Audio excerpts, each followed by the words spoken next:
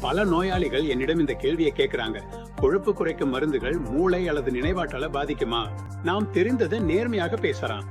கொழுப்பு என்பது வெறும் தீமையானதல்ல, அது மூளைக்கு அவசியமான ஒன்று. உண்மையில உடலில் உள்ள கொழுப்பின் சுமார் 25% மூளையில தான் உள்ளது.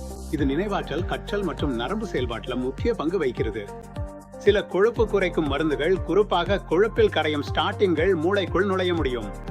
சில வயதான நோயாளிகள்ல இது தற்காலிகமான அறிகுறிகளை, ஃபார் எக்ஸாம்பிள் மூலமங்கல், குறுகிய கால நினைவாற்றல் பிரச்சனைகள், கவனம் செலுத்துவதில் சிரமம் போன்றவற்றை உண்டாக்கலாம். நல்ல செய்தி என்ன தெரியுமா?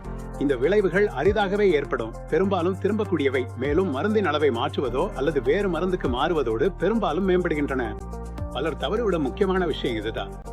சிகிச்சை செய்யப்படாத அதிக கொழுப்பு மற்றும் இரத்த குழாய் நோய், மனநலம் குறைபாடு மற்றும் பக்கவாதத்திற்கு முக்கிய காரணிகள். அதனால பல நோயாளிகளுக்கு கொழுப்பு குறைக்கும் சிகிச்சை உண்மையிலே மூளையை பாதுகாக்கிறது, அதற்கு தீங்கு செய்யாம. கொழுப்பு குறைக்கும் மருந்து தொடங்கிய பிறகு நினைவாற்றலில் மாற்றங்கள் கவனித்தால் அதை புறக்கணிக்காதீர்கள் மற்றும் உங்கள் விருப்பத்தால் மருந்தை நிறுத்தி விடாதீர்கள். உங்கள் மருத்துவரிடம் பேசுங்கள். மருந்து ஒவ்வொருவருக்கும் தனிப்பட்டதாக இருக்க வேண்டும், ஒரே மாதிரியாக எல்லோருக்கும் பொருந்தாது. தனிப்பட்ட கவனிப்பு முக்கியம். நான் டாக்டர் PK, உங்களை அறிவுடன் ஆரோக்கியமாக வைத்திருக்க உதவுகிறேன்.